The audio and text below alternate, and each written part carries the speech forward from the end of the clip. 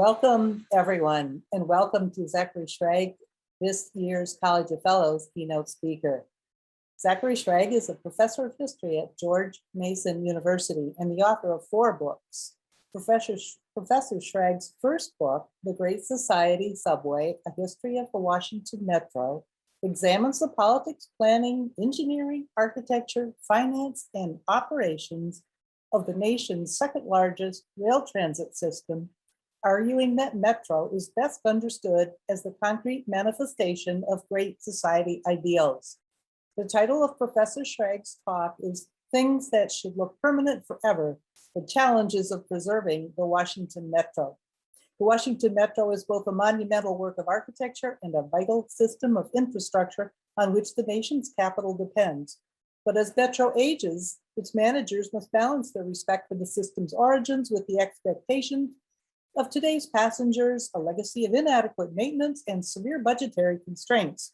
Staying true to Metro's iconic design while serving present needs offers one of the greatest preservation challenges now facing the nation.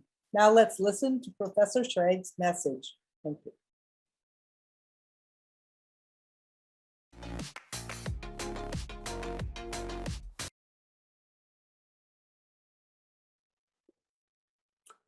Greetings, everyone. Although this conference is being held virtually, I wish to symbolically welcome the Association for Preservation Technology to the Washington, D.C. area. From the creation of the Mount Vernon's Ladies Association in the 1850s through this year's debates about security barriers around the United States Capitol, this region has been the scene of many of the nation's most prominent and complex debates about historic preservation and adaptation. I hope you'll take advantage of the virtual field trips in this year's program, and that eventually you have the chance to visit the Washington area in person. I've been invited today to tell a story of what I think to be a regional preservation effort that is particularly challenging, not only technically, but conceptually. And that story begins with a bucket of paint. In 2017, a public servant, whose name I do not know, noticed that a dingy concrete wall was making a whole room dark and drab, and they asked what could be done about it. Someone else suggested a fresh coat of paint, and soon the room looked clean and bright. At a time when Americans are bemoaning the sorry state of their infrastructure, this might sound like a cause for celebration. But the dingy concrete in question was part of the Washington Metro, whose concrete train rooms had mostly remained unpainted as specified in the original design. Metro's admirers saw the paint as the vandalism of a great work of architecture.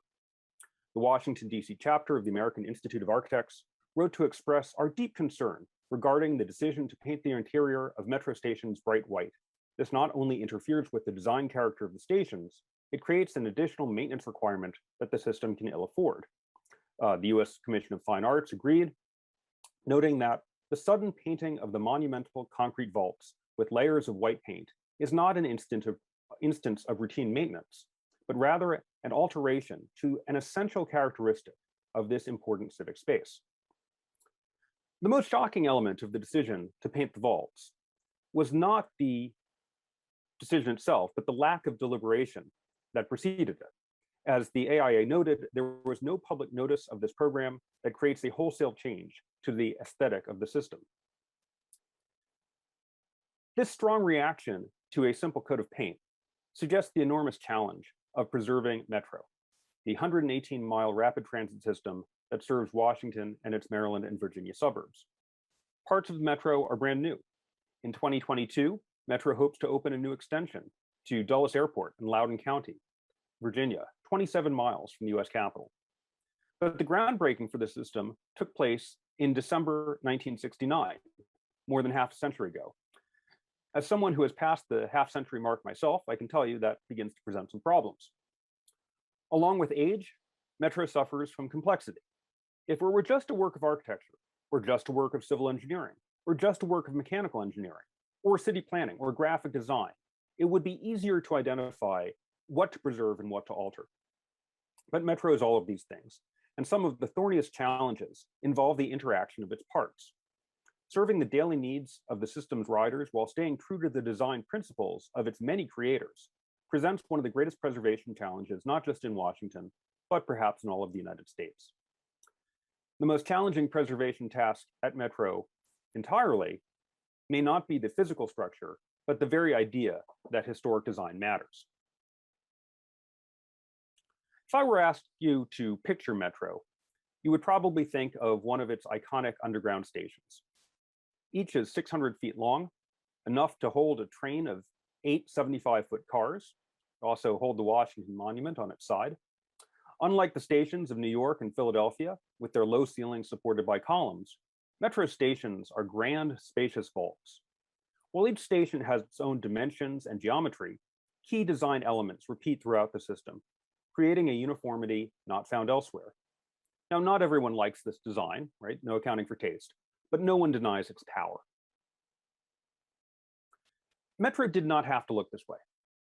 In the 1960s, a small federal agency was in charge of planning rapid transit for Washington, and it initially expected to build stations along those lines of those opened in Toronto in the previous decade. Utilitarian with low ceilings and lots of white tile that would be easy to clean and reflect light. And you can see the columns here supporting the low ceilings. In retrospect, there's something to be said for such designs. They may be easier to maintain, and at the very least, you can alter them without upsetting too many historic preservationists.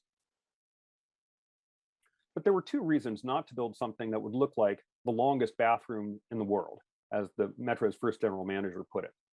The first was symbolic. The United States was in the middle of a Cold War, and the Kennedy administration had promised federal architecture that would provide visual testimony to the dignity, enterprise, vigor, and stability of the American government. The second was practical. Unlike the early 20th century subways of Boston, New York, Philadelphia, and Chicago, Metro was being built at a time when most American families had automobiles and thus had a choice about whether to drive their car or ride transit.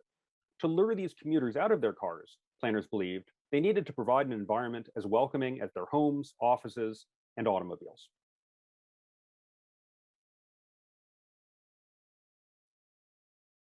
To create that environment, in 1966, federal officials hired architect Harry Weiss of Chicago to design the system's general appearance.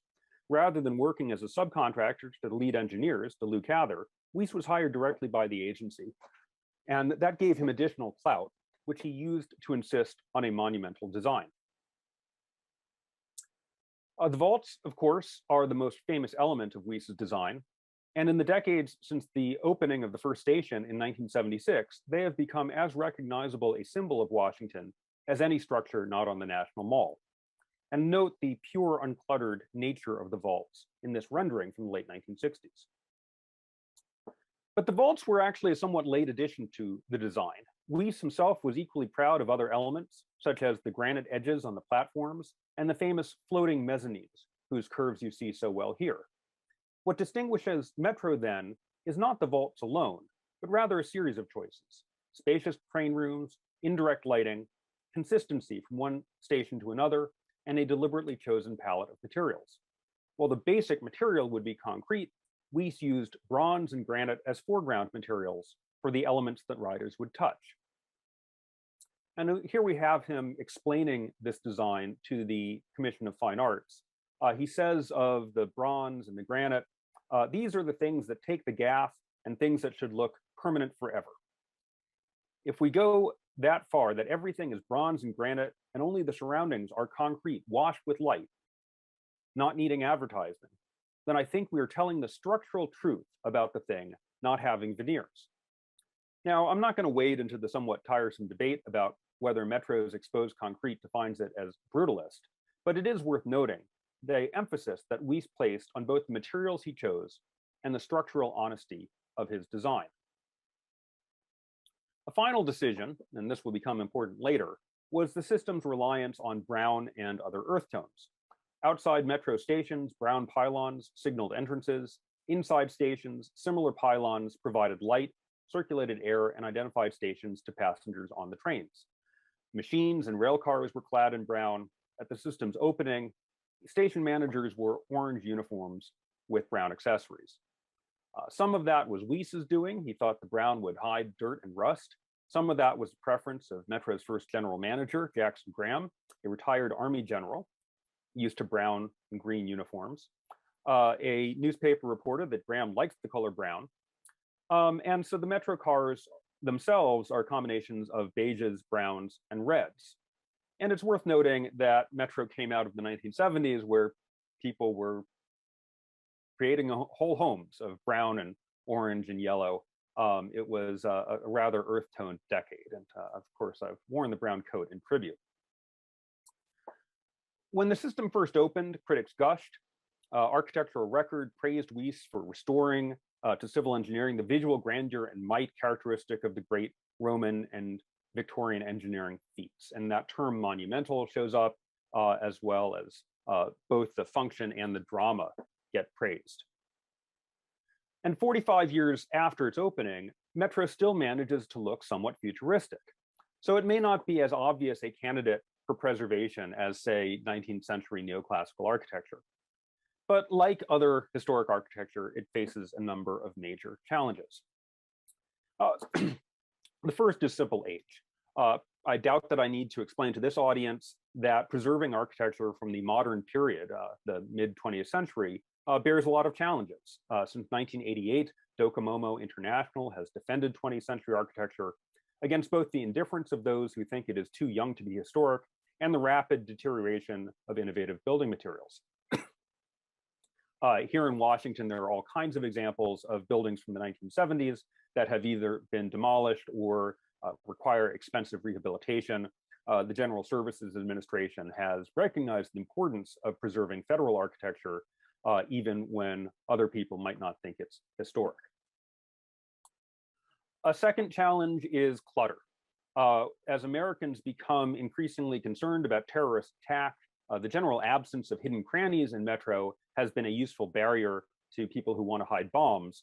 But Metro's general minimal aesthetic has made it hard to put in new features like Wi-Fi, emergency communications, low voltage electricity, security cameras, all of which may require wiring that doesn't have an obvious place to go. So here we see the cross vault at Gallery Place just covered with conduit that's been bolted on, somewhat marring the appearance.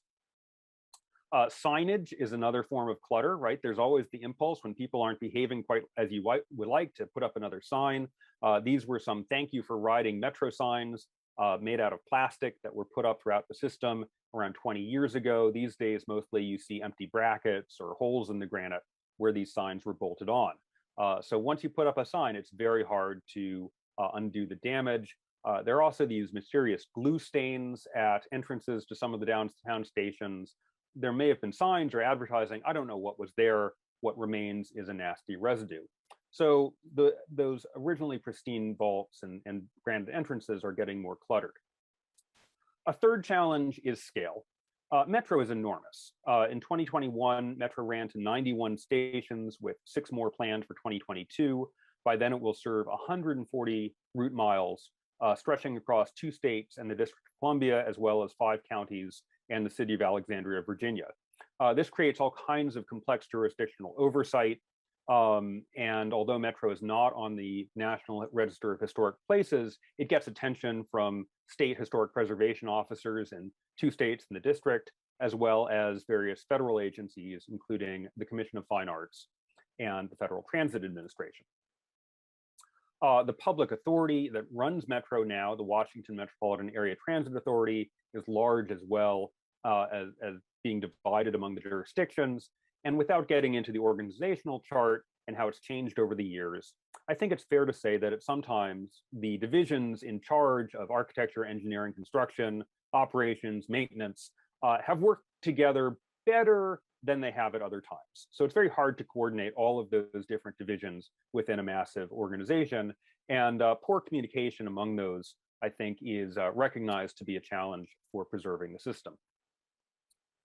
And finally, and perhaps most importantly, is the fact that unlike so many candidates for preservation, Metro is not a building. It's a work of infrastructure, of public works. And age can be hard on public works, right? A 100-year-old house is charming. A 100-year-old water main is more likely a candidate for replacement. We can certainly think of exceptions, Brooklyn Bridge, Hoover Dam, and those are valued as monuments for the engineering prowess of previous generations, as well as being tools that we still use today. But when we hear of old infrastructure, it's generally part of a plea that it should be replaced. Being underground, of course, presents special problems. Groundwater seeps into tunnels, damaging concrete. Brake dust from slowing trains lands on all surfaces, making them dirty. And because every shutdown inconveniences thousands of people and costs the authority money it can't spare, maintenance and rehabilitation efforts are sometimes designed for quick night raids. You may have heard the Silicon Valley expression that they're trying to build the airplane while you're flying it. With Metro, that's barely even a metaphor. They really are trying to repair and update the system while keeping it operational for the most part. And then this concept of Metro as a machine threatens its design in two ways. First of all, it makes it more vulnerable to well-meaning maintenance actions like the painting of the Union Station vault that may detract from the overall appearance of Metro. Most passengers may never notice this kind of clutter, again, the wiring, the equipment, the emergency closets, but all of them sort of degrade that tasteful, restrained, functional, dramatic sense that columnist Mary McGrory noted in 1977. And also the concept of Metro as a machine, I think, makes it easier for managers to think that something newer would be better, possibly even value novelty for its own sake, like you would in a new model year car. So one story I want to tell about that concerns the railcar designs. Harry Weese did not get the contract to design the railcars. He would have painted them bright red. But the designer of the original car, Richard Heck of Sundberg Farrar, did think about Weese's station designs in creating the cars. The rounded windows may echo the Weese coffers. More importantly, the color scheme of the car, again, those earth tones inside, the brown vinyl on the outside, nicely complemented the terracotta platforms of Weese's stations. Inside, again, you have those bright earth tones, designed in part to provide brightness to the system that would otherwise be dark, being underground. And so you have also, you notice these yellow carpets, bright orange yellow carpets, that are designed to get those commuters to choose Metro rather than their carpeted cars. WMATA departed from that design first in 1999, ordering cars with grayish blue and cranberry red seats, as well as a carpet that blended those colors.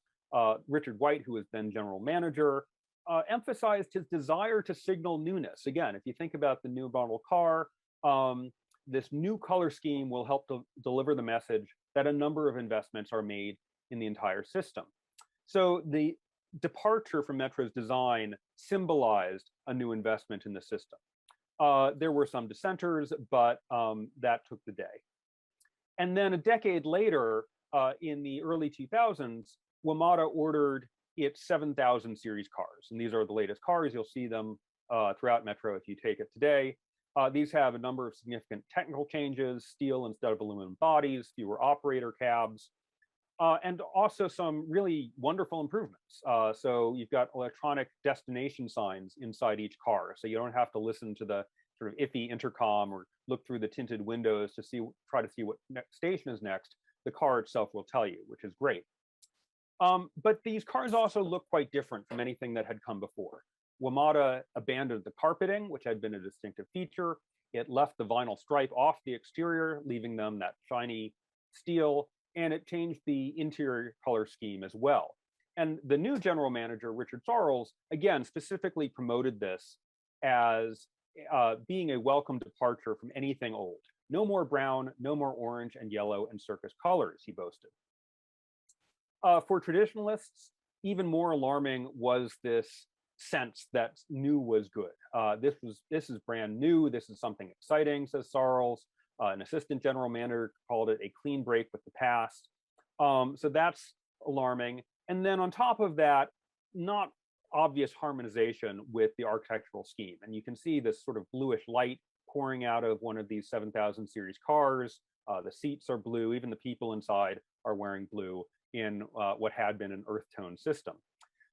So the threatening thing about this, not that the rail cars were so essential to Metro, but the idea that a clean break with the past would be something desirable, that was threatening to a lot of people who valued Metro's traditional design. So as a contrast to that railcar story where they just scrapped the old and brought in something new, I want to tell a story that is not actually a preservation story. It's more of an adaptation story, but I think is very important to the architectural history of the system. And that is the story of the covers over Metro's escalators, the outdoor escalators. Now, as you can see here, canopies over the outdoor escalators were not part of Metro's original design. Weiss had toured a number of subway systems in Europe and other parts of the world prior to doing his designs for Metro. And in Hamburg, Germany, he saw a city with pretty poor weather that had escalators open to the elements. And he thought that this would be the way to go for Washington.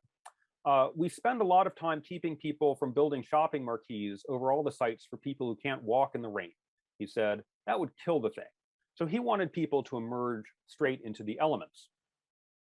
Late in the 1960s, after the original design, WMATA did consider canopies. Here we have a very, preliminary proposal, but decided that they were not needed and they might actually cause congestion if people paused at the top of the escalators to open their umbrellas or put on coats or something. By the 1990s, WMATA was reconsidering that decision. It realized that canopies could shelter passengers ready to go out in the rain. They could provide light. I've highlighted here these rather ugly utilitarian lights that had been bolted onto the system for the uncovered canopies. And they could also make it easier to find the stations. If you are just 100 feet from the station, you get this kind of Where's Waldo problem, where it's pretty hard to spot those escalators, even though they're pretty nearby. By far, however, the most important factor was the change in the code of the American Society for Mechanical Engineers, which then affects building codes throughout the country. In the 1980s, it had decreed that escalators outdoors needed canopies. And so not only would this affect any new escalators that Metro built, it would also affect any escalators that it replaced. So if Metro wanted to continue having escalators, it would need these canopies. Their first thought was something pretty utilitarian. This is the canopy that had already been in place at the courthouse station in Arlington. Pretty modest kind of building. It fits into the shopping arcade surrounding it, but many people thought it would be inappropriate for monumental Washington as well as monumental Metro itself. So this got a lot of criticism, the idea that Metro was going to replicate this design throughout the system. A second proposal came volunteered by local architect Arthur Cotton Moore, who proposed something a lot more striking than that courthouse canopy, but that many people thought did not look a lot like Weiss's Metro or even work with it. People called it jazzy or retro or reminiscent of a 58 Buick. The Commission of Fine Arts applauded its sense of freshness and newness and excitement. So then again, is that idea of novelty. But a lot of area architects and architectural critics criticized it as not a suitable complement for Weiss's design. So that persuaded the authority board to stage an open competition. And it called in architects from throughout the region, throughout the country, and asked them to consider the system's design principles and the built-in natural environments of Metro rail service areas. Eventually, designers submitted 167 entries offering a range of shapes. Many of them had ideas of somehow picking up on Weiss's vault and bringing it, some equivalent of it, into the sky. Eventually, the WMATA board selected one of these, designed by John Lurie, Richard Chenoweth, and Richard Hoden, who described their work in part as an homage to Weiss. It's an honor to be adding to the wonderful designs that Harry Weiss did, Lurie explained. Now again, they did not see this as a preservation effort. This is a new addition to the system, and it was originally not all that dependent on Weiss's architecture. So Richard Chenoweth in particular pointed to some 18th century European precedents, the timber and glass dome of Paris's grain market from the 1780s, the sail vault of John Soane's breakfast room from the 1790s. And there are all kinds of departures from Metro's ideas. It's not a vault the way that Metro is. It's actually a torus, so curving back as it goes back to the parapet. That said, the connection to the underground vault is unmistakable. As they refine their design, the architects found that they had to divide the canopies into sections that could be inlaid with panes of glass. And they started with the 2-to-1 ratio of Wyss's vaults downtown as the basic size for those panes, the basic proportions. The panes also give a sense of the vault, particularly at night, as architect John Lurie pointed out to me, where because of the way the light is reflected, it gives a sense of depth beyond that in the day.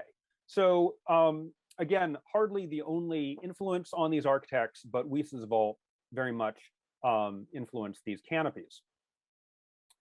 And this really helped sell the design to Metro's board, to the Commission of Fine Arts, to the local establishment.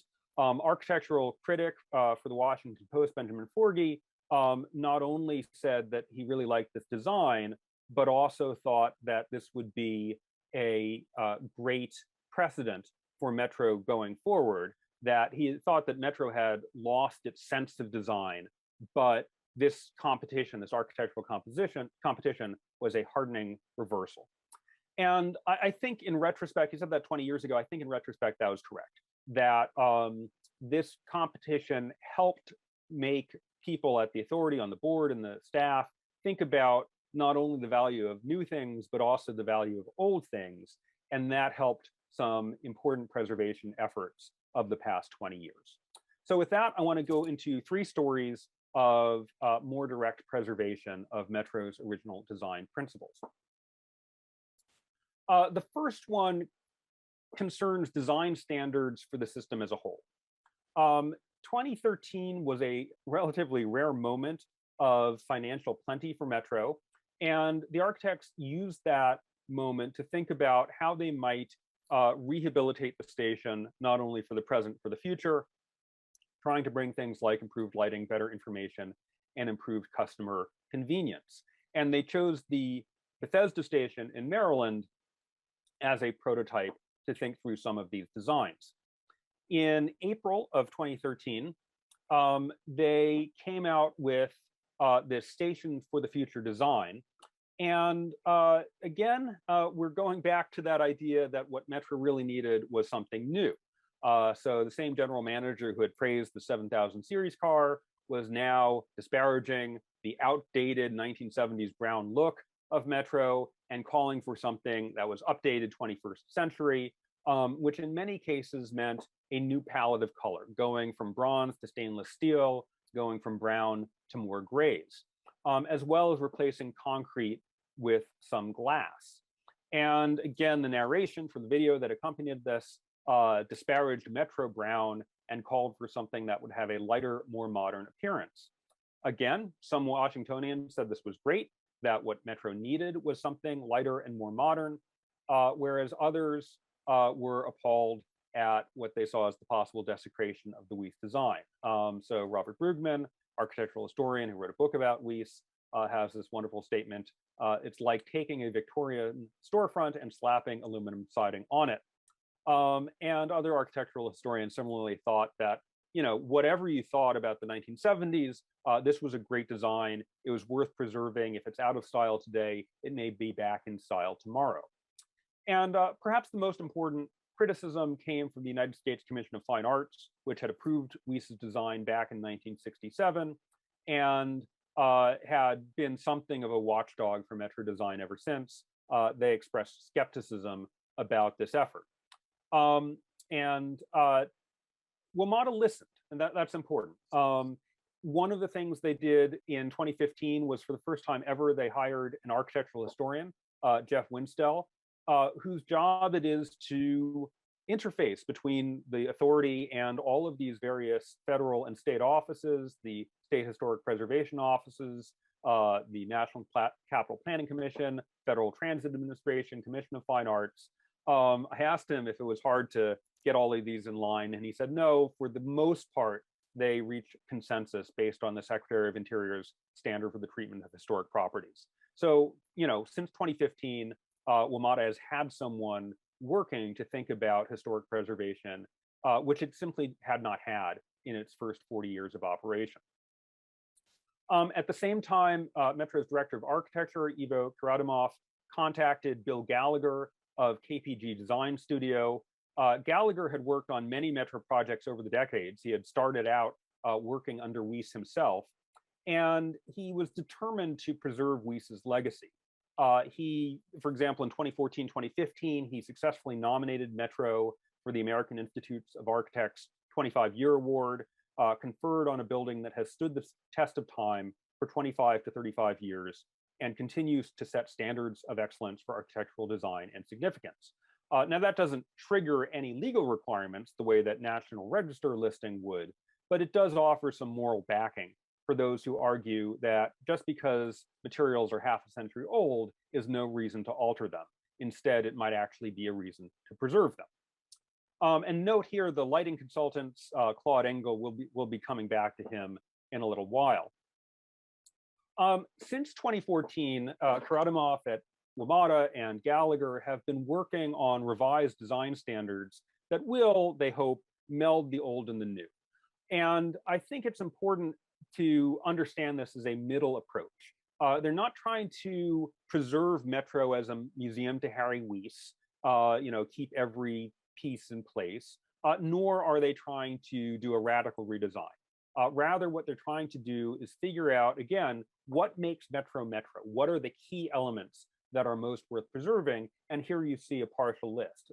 The coffered vault structure, the bronze guardrails, the bronze railings, the granite benches, we'll talk about those, the granite edges, the hexagonal quarry tiles, and yes, Metro brown as a base color. So keep the brown, but also allow in some new elements in response both to new demands from customers and just also maybe hindsight about what might have been done differently originally.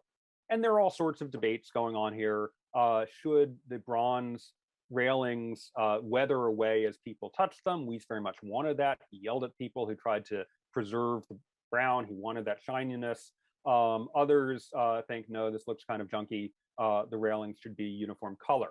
Another one has to do with these glass escalators inside the station. This is Metro Center. You can see through the escalator sides, brown coloring on the metal and glass. And in other places, including Bethesda, those have been replaced with stainless steel escalators. So, these are significant debates, but not kind of massive debates. With the hexagonal tiles, those have been found to be somewhat slippery, especially when wet, but Karadimov was able to find a way to change the texture on them to make them less slippery, and he's actually gone back to the original manufacturer to order new hexagonal tiles going forward. He's also working to keep up those granite benches throughout the system, which he's found to be very durable and practical. So, rather than get into the details, I think the main point here is that the backlash to that 2013 proposal for the Station of the Future has led WMATA as an institution to rethink how it designs its architectural standards, how it improves its communication with local preservation agencies, and how it can return to some of Weiss's key concepts. So I think we can call this one a win. The second story I want to tell here is not about architecture. But I think, again, it's really important to thinking about Metro's overall attitude. So this is a story of graphic design, which I think has been important to Metro's overall aesthetics since the opening of the system and even before. Now, as I describe in my book, Metro's graphic identity was largely the creation of two designers. Massimo Vignelli designed the pylons, prescribed Helvetica Bold for use throughout the system, and even gave Metro its name. But it was Lance Wyman who had previously designed the map for the Mexico City Metro in 1969, who designed Metro's now iconic system map. And there are a number of design decisions that we can go in there, but you can see even in 1976, he designed the map for the whole system as it would eventually be built, even though only a handful of stations on the Red Line were opening. And he really, I think, created a new way for people in the Washington region to think about where they lived. Jurisdictional boundaries are not very important to this map. It's really a map of a unified Washington metropolitan area that Metro not only was going to serve, but help create. Now, obviously, the 1970s were a magnificent time for graphic design. I think if you think about the late 60s, early 70s, some of the most iconic graphic images that we have even today come out of there, as well as some, fantastic op art from Bridget Riley or Frank Stella and others. So Wyman's map is not only a functional part of Metro, but it's also a work of art.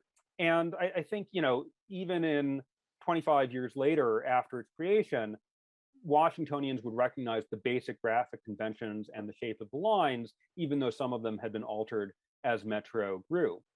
By the early 2000s, though, the map had, I think, departed from some of its original design sense. So some of these were well-intentioned efforts to make the map more informative, adding on logos for regional rail systems and for Amtrak, labeling the lines red and orange for black and white reproduction or riders who are colorblind.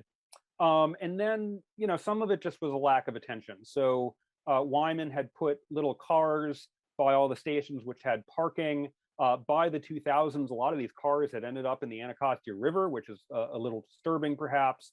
The angles aren't quite right, not the pure 45-degree angles of the original. And most disturbing of all, I think, was the loss of the Metro arrow.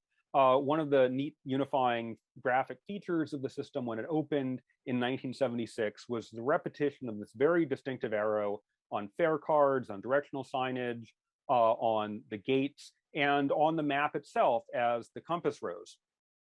By the 2000s, as far as I could tell, Metro, staff were just like pulling out clip art from some website and putting in arrows that didn't look anything like the Metro arrow or each other. And this is a very small point. On the other hand, I think it reflects a lack of attention to design, right? No one even thought to ask, is this worth thinking about? What are our design standards? I mean, obviously Metro owned the rights to the Metro arrow. It costs no more money to do it right, but if you're not taking the time, then you're not going to do it right. And I think that is a problem for the system as a whole. The greatest problem facing the map around the early 2000s were the extension of station names from originally just 1 or 2 words into these very long names: Woodley Park Zoo, Adams Morgan, U Street African American Civil War Memorial Cardozo, Mount Vernon Square, 7th Street Convention Center. When you get into these 40-character names, they no longer fit on the map, and the map as a whole begins to sag. Now, WMATA could have started over from scratch. And in 2011, there were a lot of ideas floating around. This is a particularly nice one from map designer Cameron Booth that, is a very functional map and allows, by having much thinner lines for the trains, that allows many more lines to run in parallel, and you can show different information that way. And this, I would suggest, would be the cartographic equivalent of those 7000 series trains. They definitely do something that the 1970s designs don't, but they don't look like Metro. And this was a problem because Washingtonians were very emotional about their map. When WMATA did focus groups and interviews, they found that people liked the map a lot. One of the results of those is they started to sell more map merchandise, right? This would be something that people would want on a tote bag or even put on their bodies. And Barbara Richardson, in particular, who was then the Assistant General Manager of Customer Service, Communications, and Marketing, said, we need to redo the map, get it right. And she decided to call Lance Wyman. And he was, still working. He said, great. And, he thought about this. He says, the map has survived, is the beginning now. If we can go another 40 years out of it, that will be great. Preserving and improving will definitely be part of the process. So Wyman went through multiple versions of this. The first revision had minor, but also some significant changes. He got rid of those little cars, replaced them with the P, a more universal symbol. He put those and the railroad symbols in gray to be a little less distracting. Going forward, he had an idea that was put in, I think, by a participant in a design contest, which was to take those very long station names and break them into main and subtitles so that the longer part could be set in a smaller type, and that would declutter the map quite a bit. Metro did not accept his boldest idea, which he had also proposed in the 1970s, which was to design a graphic icon for every station in the system, as he had done in Mexico City. In the age of the smartphone, I think this would have been even a better idea now, but wasn't my decision. But this all left the biggest challenge, which was Metro at that time was planning a new line out to Tyson's Corner and beyond. Officially, the color hadn't been chosen, but everyone was leaning towards the silver line. And this would require 3 colors parallel to each other in the downtown station, something that Wyman's original map from the 1970s had not required. So he went through multiple versions of this. This is the final result. And you can see he thinned down the line a bit. He thought about the station symbols. There's a lot of thought that goes into it. But what's remarkable about this is how much he was able to preserve from the 1970s while also reflecting a system that had evolved quite a bit. As he told the Washington Post, it was like designing camouflage. You had to adopt changes, but make it look like it hadn't changed. You had to keep what had become a visual icon to the city. Now, it will never have the simplicity of that original 1976 map. The system is more complex, but it does show how Metro's original design vocabulary can continue to serve the system even as it grows and changes, provided that someone like Barbara Richardson is paying attention.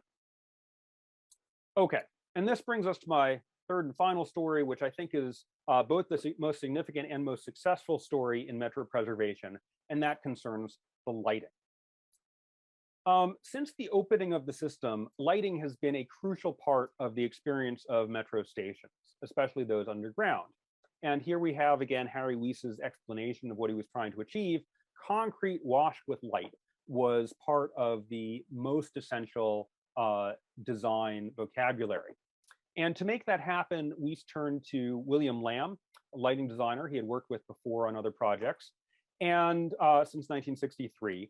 And Lamb was an expert on this kind of lighting. He wrote that whole book later, Perception and Lighting as Form Givers to Architecture. I highly recommend it. He didn't think that more light was necessarily better. What he wanted was clarity, a reduction of visual noise, not too much bright, which can glare in your eyes, but just enough light to point you where you're going, and also highlight priorities. So the system should be brighter in some parts than others to signal the paths through the system. And to achieve this effect, Lamb used indirect lighting whenever possible. So in the underground stations, he placed fluorescent bulbs behind parapets that would then wash up along concrete station vaults. And when Metro opened, a lot of people marveled at this. They repeatedly compared Metro to a cathedral. Unfortunately, that system proved vulnerable to age. Lamb had expected his light to bounce off concrete. He actually thought it would be painted at one point. It wasn't, so that dimmed the reflection. And then some batches of the concrete turned out a lot darker than he expected. Little changes in the height of a lighting fixture or the kiosk could cut down the light it emitted significantly. And then over time, more problems emerged. So one thing is bulbs burn out and they can be very hard to change if you can only change them when trains aren't running and a lot of other maintenance is scheduled. Have to de-electrify the system, right? That gets very complicated. And then that brake dust I mentioned before has a tendency to settle down onto all that uplighting and greatly dim the light output. As early as 1981, staff were finding light levels as low as 1 foot candle, where specifications called for 15. And certainly by the 2000s, Metro, especially some stations, were seen as dark. Our cathedral-like spaces look like they're lit by votive candles. And Bill Lamb himself got very frustrated. He spent parts of the last years of his life sort of showing up at WMATA with various new ideas for how this could be redone. Unfortunately, this was a period where I think the design sense of the agency had been a little diminished. One general manager, for example, thought that lights on the platforms should be color-coded, so red lines would get red lights. People compare this to making Metro look like the gates of hell. And then some station managers would do things like take outdoor fixtures, these globe lights that were designed for, really lighting up really open spaces, and put them on underground stations. And you can see, just from this amateur photograph, this glare that you would get when you take an outdoor lighting fixture and put it underground. Now, this particular set of fixtures at Friendship Heights caught the eye of two experts who happened to work in an office building right above the station. That's Claude Engel Sr. and Claude Engel Jr., whose name you saw before on that Gallagher proposal. Claude Engel Sr. had worked with some of the most famous architects of the mid-20th century, Bruce Graham, Minoru Yamasaki, Philip Johnson, I.M. Pei, Norman Foster, briefly with Harry Weiss. And in the 1990s, his son, Claude Engel Jr., had joined the firm, bringing in his father's design philosophies. And both of them were just appalled by these Friendship Heights globe lights. So they called up the authority and said, wouldn't you like our expertise? And again, the director of architecture, Ivo Karadimov, said sure. And they started talking. And at this point, William Lamb unfortunately had passed away, but Bill Gallagher was able to pass on to the Engels some of Lamb's original design documents. And Claude Engel Jr. was fascinated by what he saw. He really understood what Lamb had been trying to achieve. And he wanted to replicate as much as possible the design criteria that Lamb had created. They realized that they couldn't just say we're going to do it because Lamb did it this way. As Claude Engel told his son, you have to try to beat Bill Lamb and Harry Weiss. And so they did try a number of alternatives, but eventually decided that Lamb had it right. Now, the challenge, of course, was that Lamb had been working with fluorescent bulbs. And by the 2010s, everyone was looking towards much more efficient fixtures, particularly LEDs, which had finally reached the state that they were, very affordable, relatively speaking, would last a long time, as well as requiring less electricity.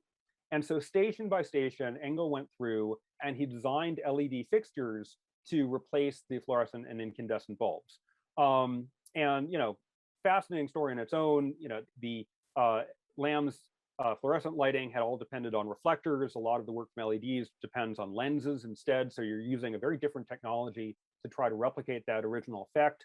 Another big challenge, again, is building the airplane while you're flying it. A lot of these fixtures had to be installed in very brief bursts overnight or while the station, on the weekends while the station was closed for some other reason. But you can see here, this is a station that's in the middle of being changed. On the left, a much darker side with the fluorescent lighting, and on the right, a brighter side with the new LEDs. Again, very much trying to replicate the original Lamb design. Matching the color temperature was very important to the Engels. With LEDs, you can dial in whatever color temperature you want. And, again, the results are fantastic. These photos really undersell the experience of walking into Metro Center these days. I've lived in Washington on and off since 1977, and I don't remember Metro Center ever looking as magnificent as it does now. So if you do come down to Washington, I hope you'll have a chance to tour Metro and see some of these stations where it's really worked fantastically. This is kind of a win all around for the purely technical people. They're looking at less maintenance costs. They're looking at less operating costs, saving a lot of energy, which is important, not only financially, but also for sustainability goals. For preservationists, it's the aesthetics that matters. Weiss's vaults glow as they have not in decades, perhaps ever. And so using technology that was unavailable to Lamb in the 1970s or early even to the 2000s, Engel had realized Lamb's vision. So those are three success stories, right? The design standards, the map redesign, the lighting redesign.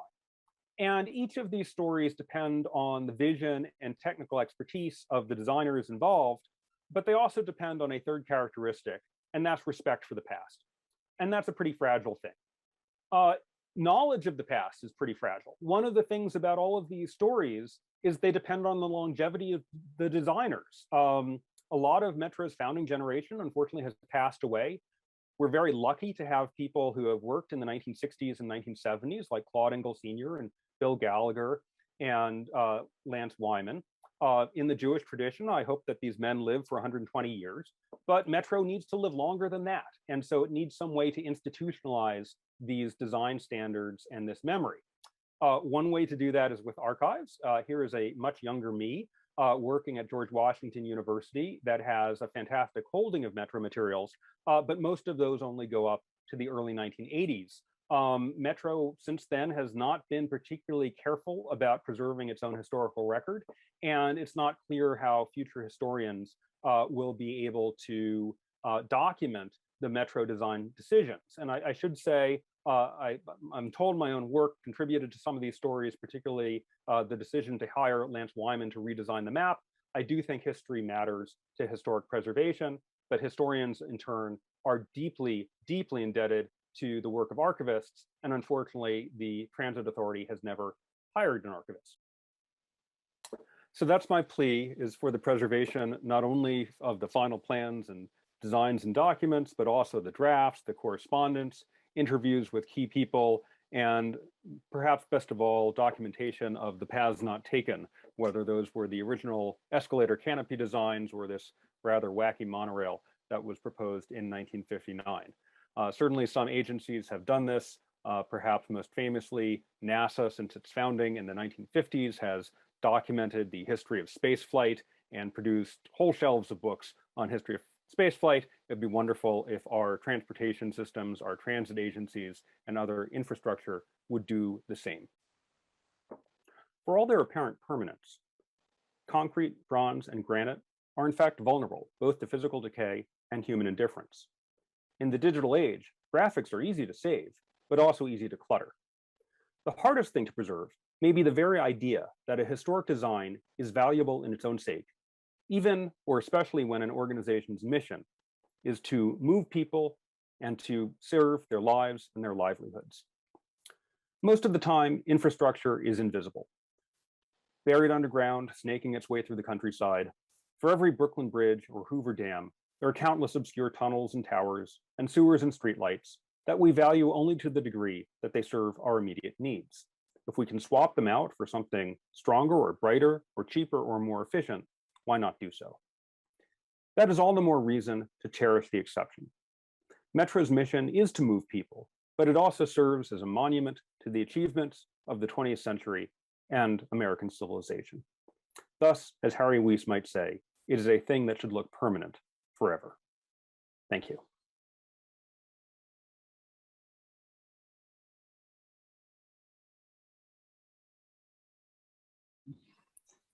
Well, thank you, Professor Schrag. That was really amazing. We loved it. My husband even joined in, and we just really were fascinated by the stories. I'm thinking I'm tuned in to where the questions should appear, and I don't see any yet. I'll keep an eye on that. And I am trying to just refer to a couple of notes I made before the session to suggest to get us started. I guess one of the things I'm curious about, just very generalized, is are there any other transit systems that can be compared architecturally to the DC Metro that use that concrete arch or the consistent design for each station, or is this really unique? That's a great question. So certainly there are other architecturally significant transit systems out there, and that's one of the reasons why Weiss did his world tour. I think Moscow would be high on a lot of people's list, though the Circle Line stations there, though many of those are much more, let's say, pompous than Weiss' design.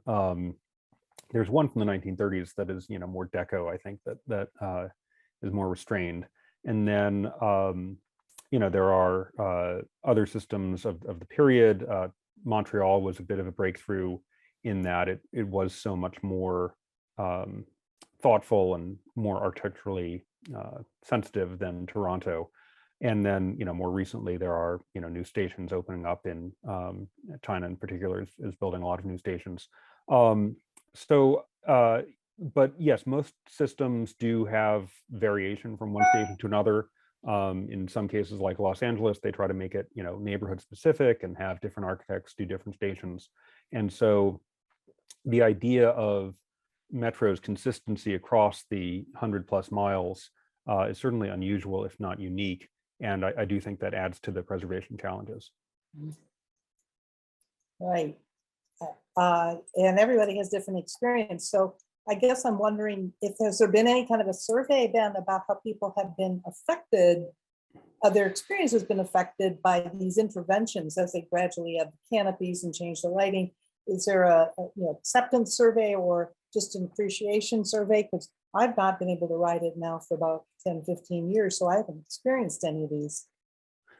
They certainly do some market research, and again with the map, that was a case where the authority did community outreach to get people's opinions on that. And one of the things they found was the appreciation for the map as originally designed.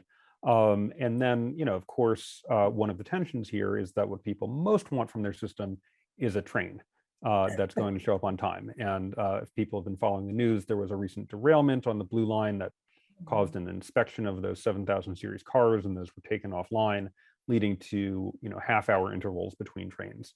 And so this is part of the, I think, problem with thinking about historic preservation and metro is the best intentioned executive at the transit authority, however much they love the architecture, the priority is always to get the trains running. And that's going to be reflect what the passengers want most.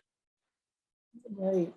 Let's see from Gina. Oh, these are, yeah, I can't tell what's going on. I don't see any questions, but I'm wondering what it would have been like for us to attend this conference in person, hear this lecture, and then want to go out and ride the metro, and whether or not people's experience would be impacted by knowing more about the history. I only knew that it was all designed in the 60s with Harry Reese, but then I was always confused by the fact that the stations looked alike. So I wish that we could encourage people to get out there and ride it, how people's lives are changed by actually riding a metro and then thinking about the technology and the importance to a community that this offers.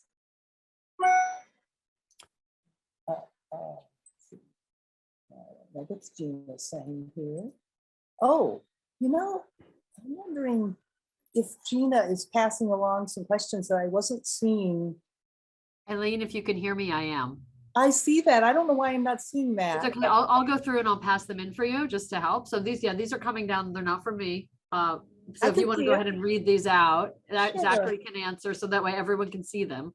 And I'll just take them in order. Okay, I'll just do that. Okay. So somebody asked, in the two newly illuminated stations, where did all the conduits go? Are they still surface mounted, or did they put a cap? What did they do? Yeah, so first of all, I should say it's not just two stations. That Engel got the contract to redo all of the underground stations, 40 plus, I think. And that was one of the challenges, is that previous efforts, as I showed you with the photos, had put in conduits kind of wherever, bolted them on the wall. And Engel was very sensitive to Weiss and Lamb's original design. So the idea is to run them under the platforms, or as low as possible in the least visible places. So they are there, but with the thick poured concrete, you can't run them inside the wall. They do have to be bolted on. And my understanding, I don't know the details of it, is that Weiss left some space. He anticipated that there would be need for new things added to the system. He just didn't understand quite how many new gadgets would come online. And then again, part of the problem here, and this goes back to the paint, is just well-intentioned maintenance folks just bolting on new items without really thinking about how it affects that overall design. So, putting in better loudspeakers so people can hear the announcements, that's great. But if you don't put in any thought about where to run the wires, it does diminish the visual splendor of the system. Yeah, it can, but people have to remember to look up. They're going to be offended by it. Here's a question from Robert Hodis, who asked, or who commented, I also have lived on and off in DC since 1977, when the Red Line ran only as far as DuPont Circle to the northwest, and I've also considered using the Metro to be one of the greatest pleasures of living in Washington. Would you care to comment on the Back to Good program? Should WMATA's ambitions be higher than good? Right. So for those who aren't familiar, Metro has suffered severe maintenance backlogs really for more than 20 years now. Arguably, the key decisions were made in the 1980s when the financial projections started to look grim, and the board decided to keep building rather than to rebuild what was already there. And by the late 1990s, there was, noticeably lower service, more frequent breakdowns, including going into the 21st century, some fatalities on the system.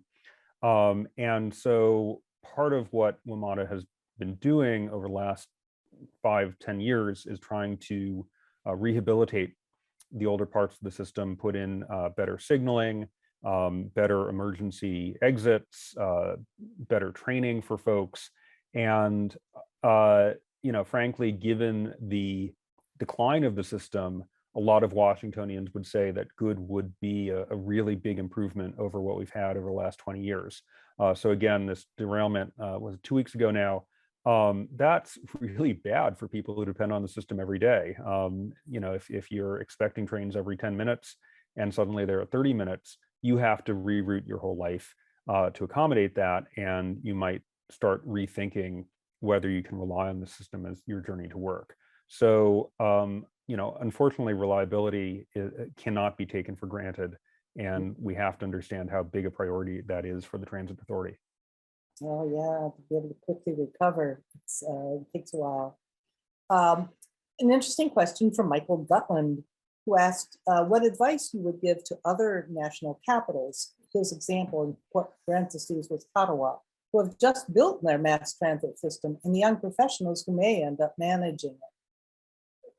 So, one of the things that I had something of an eye for while doing my research, and certainly has become more visible more recently, is the question of maintenance. And, unfortunately, I don't think that big projects are always designed with long-term maintenance plans, either technically or financially. So, when you're trying to, certainly in the United States, when you're trying to build a new project, and whether it's transit or a bridge or a water system, as we've seen with the whole national congressional debate over infrastructure, it is extremely hard to get enough money authorized to build the system. And many of those cost estimates for building end up being optimistic, is the nice way to put it. And then people go back to Congress or the state legislature to finish the system. And nowhere in there is a kind of trust fund to keep the system operating. We have the highway trust fund, but that's always been a bit of a fiction and has proven inadequate to keep the highways in good repair. And there's not been any kind of similar trust fund for our transit systems. So, in an ideal world, any new system would come with some kind of long-term financial plan, and we're going to rebuild it every 40 years and go on into perpetuity. In reality, if you had to count in those costs, I would probably never get through a legislature, at least not in the United States. I can't speak to the Canadian version of it. Well, we have a lot of questions that are rolling in now. I'm going to keep them going, but I am taking them in order because I can't see them being voted on to move them up. Here's a question from Amy Woods as a Chicagoan. She says, I am awed by the beauty of the DC Metro underground stations. Thank you. As a question, you mentioned early in your talk, coating the concrete. Did that solution get bonked, or as part of the new lighting have stations also been coated? I hope not. Or did they remove the coating that actually was put on? Unfortunately, so what happened with the Union Station paint is it was, started without any consultation to the Department of Architecture or the, Jeff Winstill, the architectural historian there. So it did not conform to WMATA guidelines, but once they had started, there was no going back. I mean, you can't, it's just impractical to try to blast it off. So Union Station, unfortunately, has been fully painted, but Engel, the lighting designer, was very insistent that, if you gave him the chance, he could bring brightness back to the system with light without paint. And so, yes, if you go to Metro Center, again, I think that's the most impressive work that he's done of all the stations I've seen. That initial sort of beauty shot I showed you was, I think, Farragut West on the Orange Line, also lovely station. And that's the original unpainted concrete washed with Engel's LED lights. And it's just again, this is a big loss for not having this conference in Washington. I wish you all could see it. So how many of them did get painted that where the paint is not able to be removed? So there were some that were painted in the 1990s, Farragut North, Archives, Capitol South, maybe. So 4 or 5, maybe 3 or 4, somewhere in there. And even at the time, there was a lot of criticism in the press and all the rest. And so somehow WMATA got the news, oh, we shouldn't be doing this. We should wash the concrete more often and replace the light bulbs more often. And so the 2017 painting of Union Station was something of an anomaly. And again, not at all consistent with Metro's official design standards. And, that was my point about the arrow as well, is that whatever is going on, at the top level, we can't promise that it's going to make it down to the maintenance staff because, people have different priorities. And, as explained to me, they may just go out to Home Depot and find something they think works and not even realize that there's a whole process for going through all of this. And, as a university professor, I know that, George Mason University has a graphics design standard, and I was probably supposed to figure out the title slides for this PowerPoint and so forth. And I think I got it right, but I understand why not everyone always checks those precise measurements. It was the same true for the paint color. So John Burns asked, the bluish color temperature of the interiors of the 7000 series cars clashes with the traditional warm lighting. Did Metro spec the new cars without consideration of color temperatures? I think they spec the new cars to look new, and really we're not thinking at all about their architectural qualities, how they would look in the stations, how they would relate to earlier train cars. And so, again, I think there was at least tension within the authority between that desire for novelty and the desire for preservation. So, I felt in giving this talk, I might have been, pushing some of the definitions of historic preservation. Do you really even think about rail cars? But no, I think that's a great example of just people either not caring, just indifference to history, or actively wanting something that looked different. And, again, I used the automobile analogy here because there are a lot of really great car designs that, the big manufacturers will put out. And then a few years later, they'll just make them uglier just so that it's the latest model. I could name names, but, back in the late 90s, I think Volkswagen came out with that Passat that was just gorgeous. It was just like this beautiful sculptural thing. And they said, we need to change it. So too bad. Yeah. And yet the Tesla relies on the fact that it doesn't change. It's like, okay.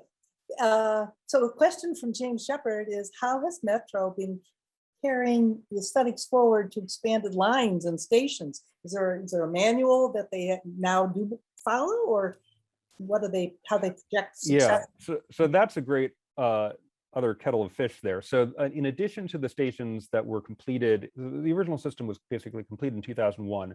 And since there have been some additions, some infill stations, what's now called NOMA for North of Massachusetts Avenue. There's Potomac Yards is opening up. And then the Silver Line west of East Falls Church is a whole new thing. And those do have really different architectural vocabularies. So some of that stainless steel and glass that was proposed as a refit for Bethesda and some of the older stations, that's coming out of the NOMA station, originally it was called New York Avenue. And then again, the Silver Line stations, there are parts of them that look like Metro, like they've got the granite edges, but they don't have the hexagonal tiles in some cases. They've got a lot more stainless steel, a lot more white. So those really do not look like Metro stations to me. That's more like another thing that's been connected to Metro. And that does raise questions. And there's going to be some difference of opinion in the people I talk to about if we were to triage, if we were to say which stations are most important, would it just be the downtown stations? Would it be the whole system? I think the most, architecturally significant are, 2 in particular, Judiciary Square and Metro Center. But, I'd hate to think that we could just junk the other ones. So it's absolutely, Metro is still a lot more unified, again, than say London or Moscow, but some of the parts of it are not really that Weiss design. And then I should say there are other things that were done during Weiss's time There are some stations up, Forest Glen is one up in Montgomery County, that were done with a more limited budget as Metro began to feel some financial pinches, that have much smaller train rooms, but still manage to have something of that vaulted look. So for all of the impressions that Metro stations are all the same, they're actually, there's quite a lot of variance within them. We only have 4 minutes left. And Ali Miri asked a very similar question, so I'm going to move to the next one. That one you just answered, and that was from Joan Berkowitz, who thanks you. Curious if there was any outreach to the ridership on any of these modifications to determine if users are as attached to the character of the Metro as we preservationists. That's a good question. I probably should have asked that in my interviews. Again, I know there was a lot of outreach with the map and with the canopies. Those designs, the final 4 designs, were put in the Washington Post, and so people were commenting on them. So there's definitely outreach there.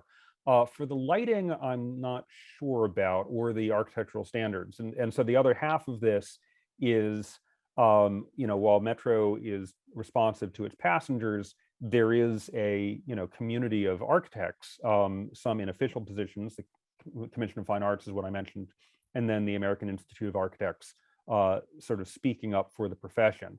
And so I think WMATA is attentive to both of those. With the lighting levels, there's no question that the public had a voice. People were complaining it's too dark.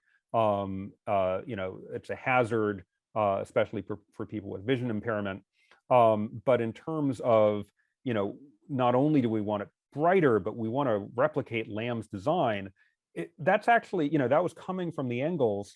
And if you remember that slide I showed you with the really bright lights in Friendship Heights, what I never understood until I got into this, and what I think a lot of people don't really think about, is that brighter may be blinding, that really bright lights can distract you, can make it harder to, your pupils constrict and make it harder to see where you're going. And so if you leave it to lay people, they may end up wanting something that's actually not what they want. And if you've read anything about the introduction of LED headlights to automobiles, you'll know that our roads are getting less safe as more and more SUVs and pickup trucks have these glaring LED lights that are not properly aimed. So lighting is an area where I personally would be happy with a little less democratic input and more expertise, so long as it's done with someone of the sensitivity to history as Claude Engel. Well, it's a great answer. Thank you for that. Still got a minute. Peter Wollenberg asked about the changes to the hexagonal quarry tile you mentioned. Did something to do with the texture, and what change was that? So the original tiles were these hexagons that were smooth and unfortunately proved slippery. And so at various times, WMATA tried different kinds of pavers, including a concrete that was more textured, but also absorbed water and would crack. And so now they've gone back to something that is more similar to the Weiss tiles, but with a much rougher texture on it to try to make those less slippery. So, again, I think, as historic preservationists, you would probably agree that the best solution is often something that is sensitive to history, but also to current functions and needs. And so the new tiles may be in that sweet spot. This last question may only have time for a yes or no answer, but John Burns asked about Metro increasing fresh air exchange and filter replacement, especially during the pandemic. 20 seconds. I don't know the details of that. My sense is that they already had a fair amount of fresh air exchange. And of course, with federal law requiring masks, I think it's a reasonably safe to go compared to some other things, but I do not have the details on that. So here's hoping. Thank you. And thank you. So nice to meet you. Thank you, everybody. Thanks. Bye-bye.